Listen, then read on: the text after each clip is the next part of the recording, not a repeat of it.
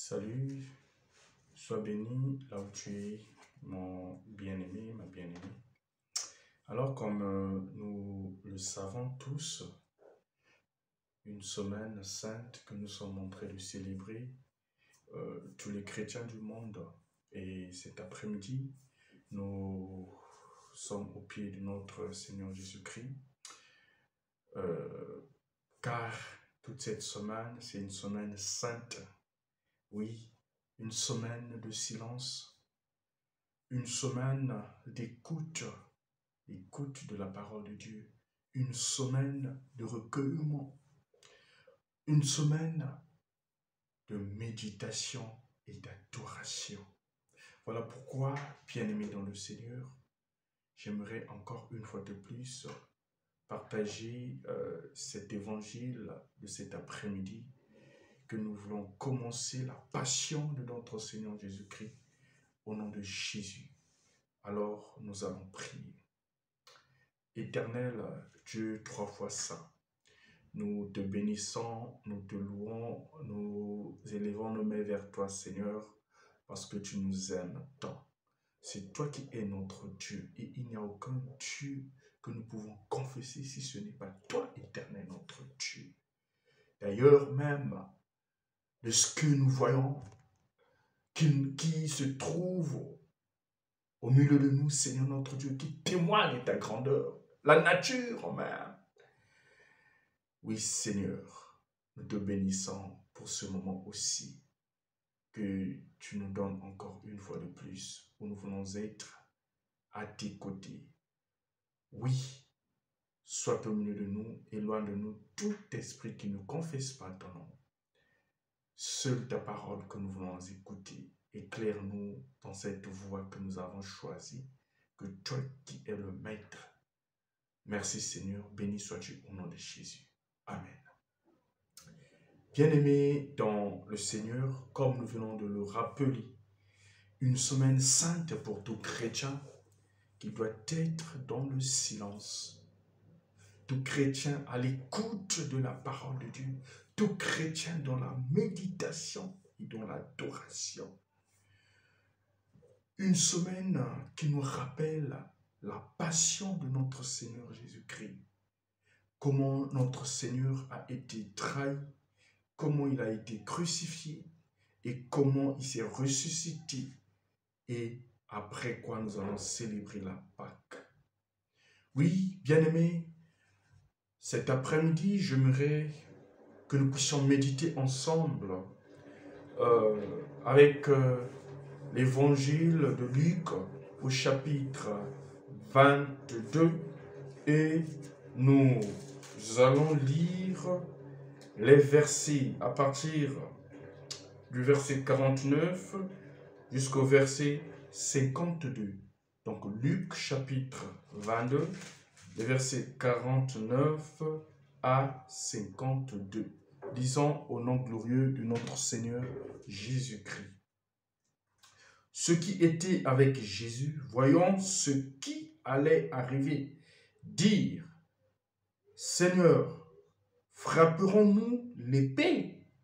Et l'un d'eux frappa le serviteur du souverain sacrificateur et lui emporta l'oreille droite. Mais Jésus, prenant la parole, dit, « Laissez, arrêtez. » Et ayant touché l'oreille de cet homme, il le guérit. Le verset 52, Jésus dit ensuite aux principaux sacrificateurs, aux chefs des gardes, des temples et aux anciens qui étaient venus contre lui, « Vous êtes venus comme après un brigand avec des épées et des bâtons. J'étais tous les jours avec vous dans le temple et vous n'avez pas mis la main sur moi. Mais c'est ici votre heure et la puissance des ténèbres. » Bien-aimés dans le Seigneur, comme est notre sous-thème que j'aimerais vous proposer, nous allons parler de l'agonie de Jésus-Christ dans le jardin de Gethsémani et de sa trahison qui nous ramène à une compréhension de sortir de la haine à l'amour. L'agonie de Jésus-Christ, dont nous allons parler de l'agonie de Jésus-Christ dans le jardin de Gethsémani et son arrestation qui nous fera comprendre de comment sortir de la haine à l'amour. Oui, bien-aimés dans le Seigneur, l'évangile que nous venons de faire lecture nous relate une histoire de notre Seigneur Jésus-Christ qui, ce jour-là, ensemble avec ses disciples, sur le mont Olivier. Alors, comme était l'habitude de notre Seigneur Jésus, quand il était ensemble avec ses disciples, il s'éloignait parfois pour aller prier, consulter son Père, parler avec le Seigneur, avec son Père. Et ce jour-là, Jésus avec ses disciples ensemble sur le mont Olivier, alors il s'est éloigné à une certaine distance de ses disciples pour la prière. Et c'est par là où Jésus va rencontrer toutes ces choses, tout ce combat. Qu'est-ce qui s'est arrivé ce jour-là, mes bien-aimés dans le Seigneur? Jésus dit, avertit ses disciples en leur disant que priez afin que vous ne tombiez point en tentation, car il savait ce qui devait arriver ce jour-là. Voilà pourquoi il avait fait cette mise en garde à ses disciples de se concentrer, de se mettre dans la prière, de prier, car il y a quelque chose qui se prépare. Jésus s'est éloigné de ses disciples, alors, pour aller prier. La Bible nous dit dans cet évangile, oui, j'aime cet évangile, parce que ici, avec Luc, dans cette scène solennelle, dans le jardin de Gethsémani, alors, il nous fait ressortir quelques points plus importants qui ne sont pas recités dans les autres évangiles synoptiques, donc chez Jean, chez Matthieu et chez Marc. Qu'est-ce qui va se passer ce jour-là? Il s'éloigna d'eux d'environ un geste de pied et s'étant mis à genoux et il priait. Alors, il priait en disant, « Père, si tu voulais faire passer cette coupe loin de moi, toutefois que ce ne soit pas ma volonté, mais la tienne qui soit faite. » Jésus-Christ, nous voyons ici Jésus-Christ à genoux dans la prière. Et l'objectif, c'était de demander la volonté de Dieu auprès de son Père par rapport à ce qui se préparait. Bien aimé, là-dessus, nous allons comprendre quelque chose. Oui, tous nous prions, mais sachez-le que dans nos prières, le Seigneur nous répond toujours. Le Seigneur répond toujours à toutes nos prières. Mais la réponse peut être tantôt négative ou positive. Mais le constat est que la majorité des chrétiens, quand nous prions, quand je demande quelque chose dans la prière et que cela doit se faire selon ma volonté, alors beaucoup de chrétiens, beaucoup de fidèles prient dans ce sens en demandant auprès du Père selon leur volonté, selon ta propre volonté. Et parfois, quand tu pries et la réponse est négative, alors là, on prend cet état de rebelle en disant que oui, c'est le Seigneur ne m'aime pas. Il n'a pas répondu à ma question, il n'a pas répondu à ma plainte, il n'a pas répondu à mes soucis. Mais est-ce que, bien-aimé dans le Seigneur, tu t'es posé la question, est-ce que quand tu priais, bien-aimé dans le Seigneur, quand tu pries, demandes-tu la volonté de Dieu? Parce que tout ce que nous faisons, c'est pour la gloire de notre Père. Et là, Jésus-Christ nous apprend cette attitude de la prière face à cette situation, face à ce combat. Jésus-Christ, pour prier, il a demandé dans sa prière la volonté de Dieu. Il dit, pas ma volonté, mais ta volonté, Seigneur. Bien-aimé dans le Seigneur, peut-être que dans cette période, c'est ton cas, tu es dans la prière et que tu demandes, tu as commencé à prier pour un sujet et jusqu'aujourd'hui, tu n'as pas encore trouvé la réponse. Demandes-tu selon la volonté de notre Père? Oui, bien-aimé dans le Seigneur, Jésus-Christ répond toujours à toutes nos prières. Et quand il répond, tout dépend de sa volonté. Et cette réponse pouvait être négative ou positive. Ne nous attendons pas que toute prière doit toujours être positive selon la réponse. Donc, ici, c'était juste pour clarifier notre attitude quand nous demandons auprès de notre Père. Demandons selon sa volonté. Demandons selon sa volonté. Et Jésus-Christ, c'est ce qu'il a fait. Oui, bien-aimé dans le Seigneur. Après sa prière, un ange lui apparaît pour le fortifier. Oui, un combat terrible. Un combat terrible. Un ange du ciel lui apparut ce jour-là pour le fortifier. La Bible nous dit, et étant dans l'angoisse du combat, il priait plus intensement. Et sa sueur devint comme des caillots de sang tombant sur la terre. Un terrible combat.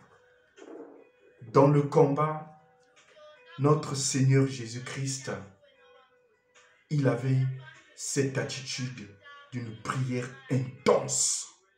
D'une prière, oui, cette prière d'efficacité. Il a prié avec toute autorité. Face au combat, face aux tribulations, face aux difficultés, comment pries-tu? Est-ce que tu pries avec une attitude de faiblesse face au combat, bien-aimé dans le Seigneur? Ici, notre Seigneur Jésus-Christ, qui est notre exemple aujourd'hui, face à ce combat qui se préparait, il a prié avec force. Il a prié avec force. Oui, il y est question de l'angoisse du combat. Et nous savons à quel ennemi il avait affaire. L'ennemi, c'est celui qui avait revêtu la puissance du ténèbre. Et cet ennemi a utilisé l'un de ses disciples selon cet évangile. Oui, bien-aimé dans le Seigneur, combat si intense, qu'en un certain moment, sa sueur se changea en des cailloux de sang. Mais cette angoisse même démontre sa perfection. Voilà cette perfection que le Seigneur nous apprend aujourd'hui face à un combat. Bien-aimé, il avait cette certitude. Bien-aimé, il avait cette conviction. Notre Seigneur, bien-aimé, notre Seigneur, il savait qu'il sera vainqueur pour ce combat. Oui, nous savons que le mal fait souvent peu d'impression sur nos cœurs endurcis quand nous sommes face au mal. Tandis que pour l'homme saint, par excellence, notre Seigneur Jésus-Christ, la pensée de porter le péché ne pouvait que le saisir d'horreur et d'effroi. Fallait que cela puisse s'accomplir. Oui, bien-aimé dans le Seigneur, voilà Quand il revient, notre Seigneur Jésus-Christ, auprès de ses disciples, Jésus vient vers ses disciples, qu'il trouva endormis. Avant de se déplacer, il leur avait dit, levez-vous dans la prière, priez afin que vous ne tombiez point en tentation, car la tentation était devant eux. La tentation était devant eux. Et au retour de sa prière, notre Seigneur, il vient retrouver ses disciples endormis. Oui, cela montre aussi une attitude pour nous les chrétiens aujourd'hui que nous sommes. Es-tu encore dans le sommeil?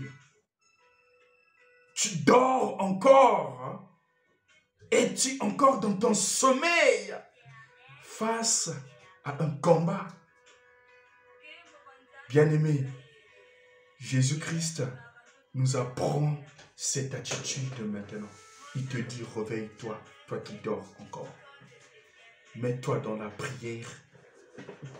Réveille-toi et mets-toi dans la prière. Mets-toi dans la prière.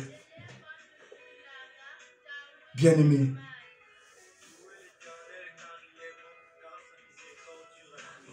accablés de sommeil, les disciples, sur la montagne en présence de sa gloire, ils le sont ici devant sa souffrance.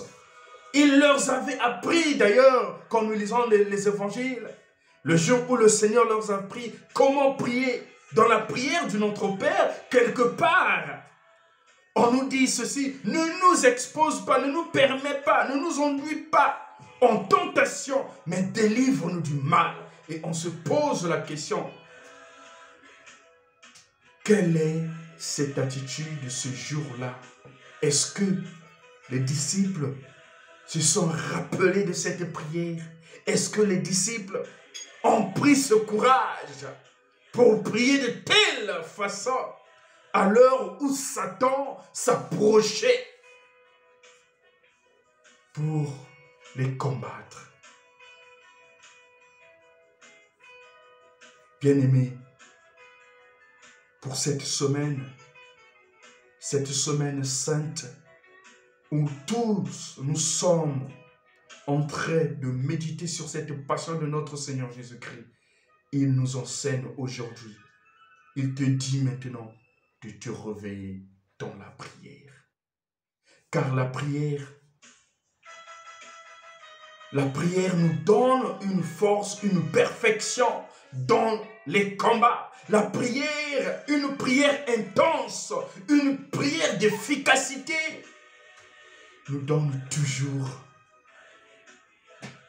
vraiment cette attitude en nous afin de résister, afin de tenir bon face à ce combat. Maintenant, peut-être, tu es en train de traverser, tu vis des problèmes difficiles. Peut-être, bien-aimé dans le Seigneur, en ce moment où nous sommes, tu traverses des moments difficiles et que tu n'arrives plus. Je te dis que pour moi c'est fini. Je te dis que c'est déjà trop tard. Tu te dis que le Seigneur ne me voit plus. Le Seigneur n'est plus à l'écoute de mes supplications. J'aimerais te rassurer. Bien-aimé, il est là, il t'écoute. Mais, comme il nous dit dans sa parole, soyons les imitateurs de notre Dieu. Prie encore, avec force, comme ce jour-là, sur la montagne des Oliviers, comme le Seigneur s'est agenouillé pour demander la volonté de son Père. En lui, il y avait une autre force surnaturelle. Et voilà la présence de l'ange qui apparut pour le fortifier. Oui, bien-aimé dans le Seigneur. Après quoi, voici Judas et la troupe qui l'accompagne. Lui, et il est merveilleux de voir le Seigneur qui, au moment précédent, traversait le plus terrible des combats. Montrez à présent devant les hommes une patience, une grâce et un calme parfait. Oui, bien-aimés, la Bible nous dit, Judas, comme il parlait, alors il dit, comme il parlait encore, voici une foule, et celui qui s'appelait Judas, l'un des 12, allait devant eux, et il s'approcha de Jésus pour l'embrasser. Bien-aimé, fais attention avec ton entourage. Oui, bien-aimé, fais attention avec qui tu marches. Une fois, un ami me disait, moi, je n'ai pas un meilleur ami sur cette terre. Mon meilleur ami, c'est Jésus. Et après, j'avais compris pourquoi il disait ça. Parce que Jésus, jamais un jour, il te trahira. Jésus, jamais un jour, il placera peut-être des pots de bananes sur ta route afin que tu tombes. Jésus, jamais un jour, il t'abandonnera. Jamais. Bien-aimé, fais attention avec qui tu marches, à qui tu dis tes problèmes, à qui tu racontes tes secrets. Bien-aimé, fais attention à qui tu te confies. La Bible nous dit, maudit soit l'homme qui se confie en l'homme. Un exemple pour nous aujourd'hui en tant que chrétiens que nous sommes. Ce jour-là, Judas s'approcha de Jésus. Juste un signe, un simple signe de l'embrasser, un simple baiser. Et Jésus dit ce jour-là, oui, Judas, tu livres le Fils de l'homme par un baiser. Bien-aimé, ton ennemi, l'ennemi n'est pas loin de toi. Ne va pas ailleurs pour aller chercher ton ennemi, je ne sais pas où. C'est lui qui est proche de toi. Et nous avons vu, nous avons des histoires qui se racontent et que nous voyons même jusqu'à aujourd'hui, même dans les réseaux sociaux. En ce qui concerne les trahisons, oui, nous voyons même, prenons l'exemple des hommes politiques, pour détruire la vie de l'autre, pour peut-être exterminer la vie de l'autre. L'ennemi ne se trouve pas loin. Il utilise toujours celui qui est proche de son ennemi, celui qui est proche pour déstabiliser sa vie. Et nous le voyons aujourd'hui. Fais attention avec qui tu marches. Fais attention à ton entourage.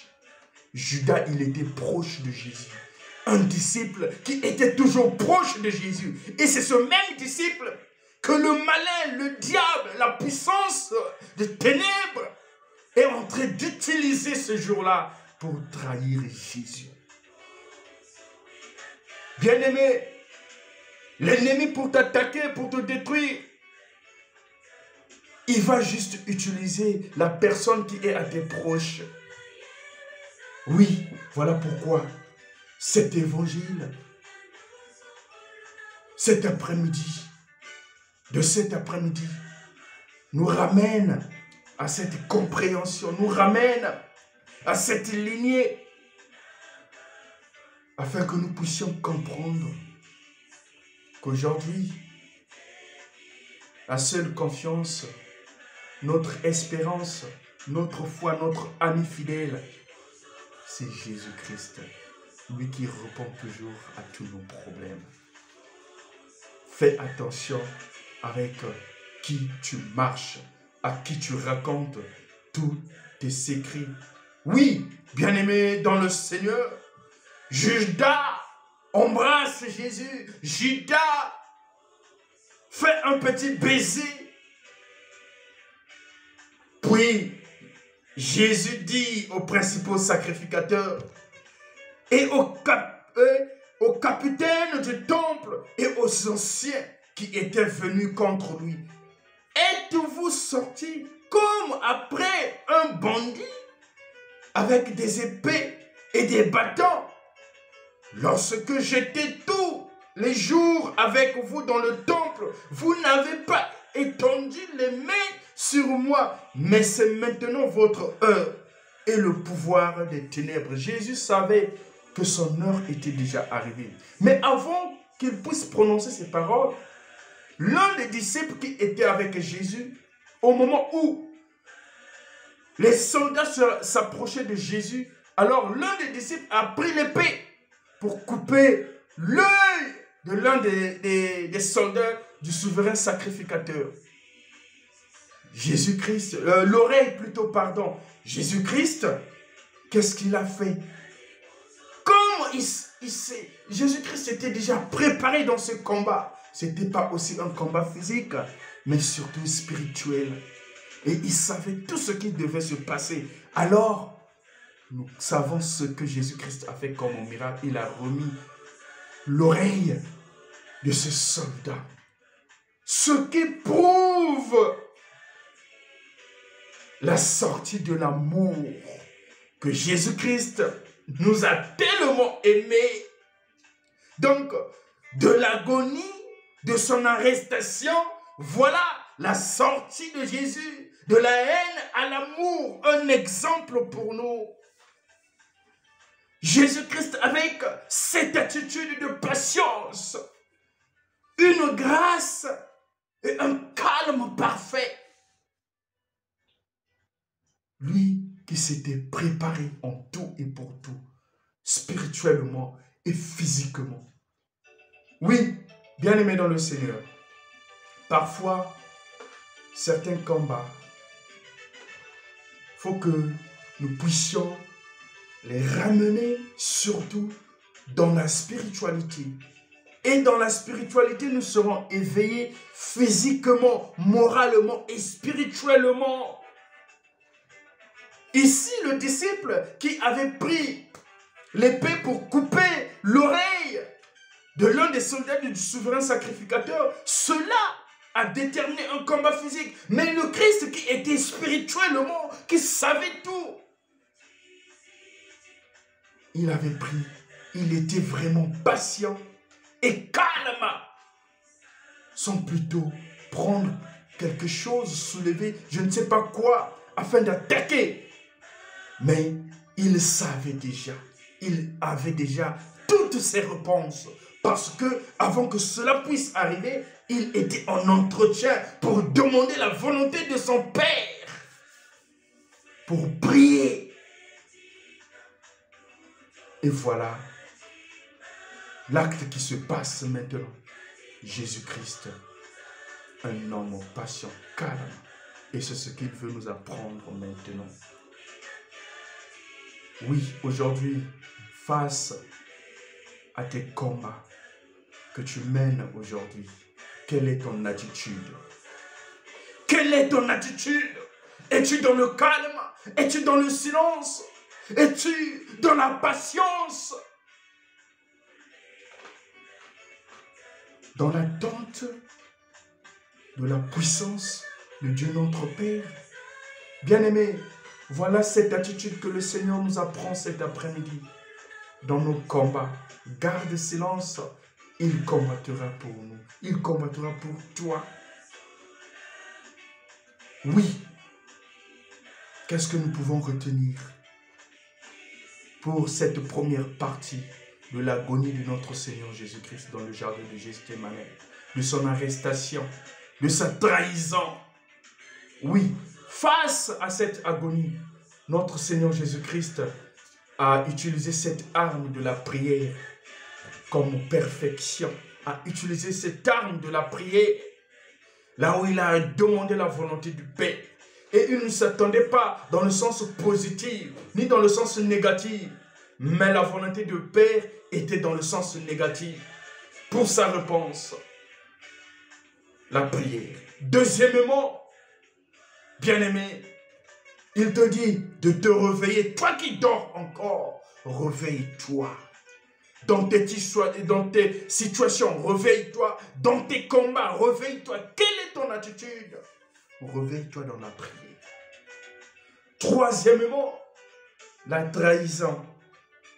Jésus-Christ a été trahi par Judas. Oui, celui que la puissance du malin, du ténèbre, de l'ennemi a utilisé. Oui, bien-aimé, l'ennemi qui veut te stabiliser, qui veut te combattre, n'est pas loin. Il est proche de toi. Et le diable utilise toujours la personne qui est proche de toi pour te combattre. Et quatrièmement, c'est cette attitude que Jésus-Christ a pris. Cette patience, cette grâce et le calme parfait pour sortir de la haine à l'amour. Jésus-Christ a supporté tout cela pour notre amour. Jésus-Christ a supporté tout cela.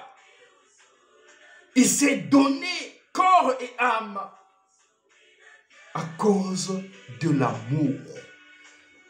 Et c'est ça aussi qui est l'idée centrale de notre méditation. L'amour du prochain. Oui, Jésus-Christ nous enseigne pas la haine. Jésus-Christ nous enseigne l'amour. Et il veut que tu sors de la haine pour l'amour. Continues-tu, bien-aimé dans le Seigneur, à marcher dans la haine contre ton prochain, contre tes prochains?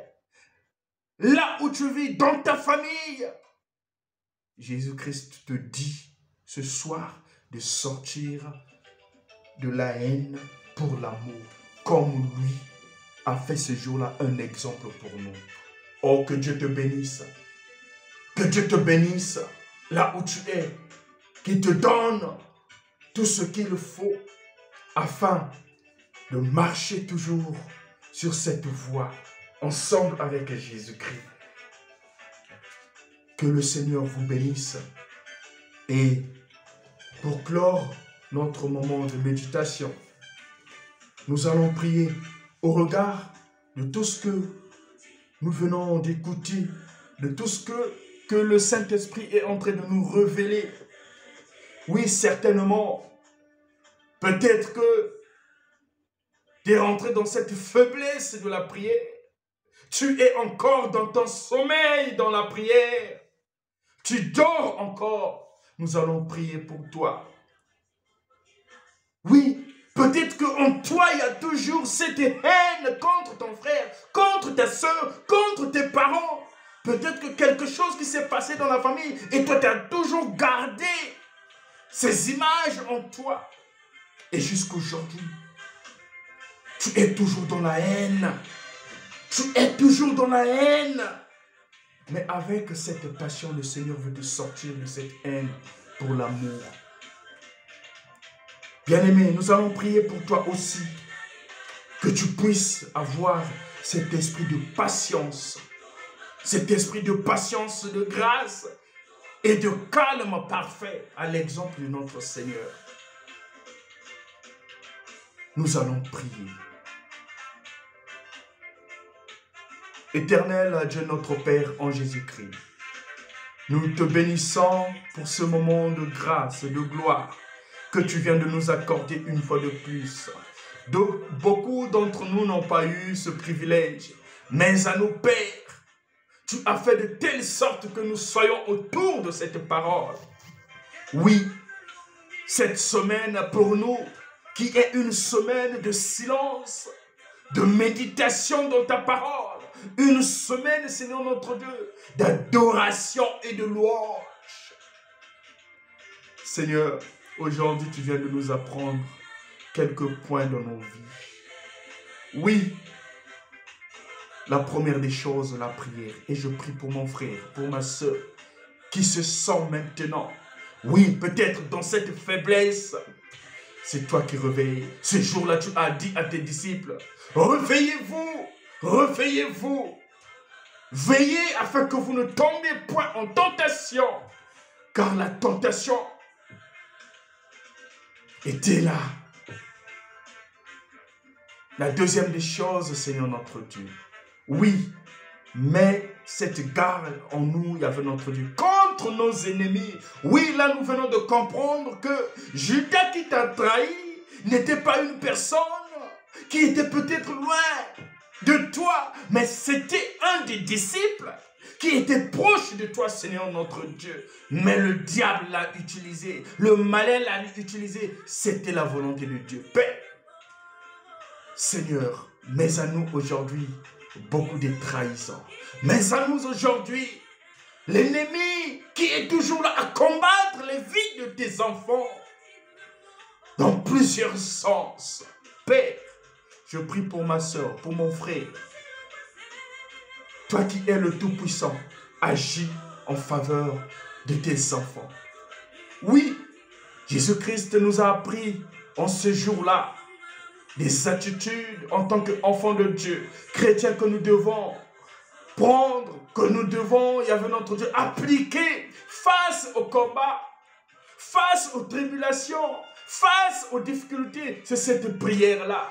Et face au combat, Yahvé notre Dieu, c'est le calme, cette patience, cette grâce que nous avons reçue auprès de toi. Et c'est ce que nous désirons maintenant, Père. Que cela se manifeste dans nos vies. Que cela se manifeste dans nos vies, Seigneur notre Dieu. Merci pour ce moment de gloire. Merci pour ce moment.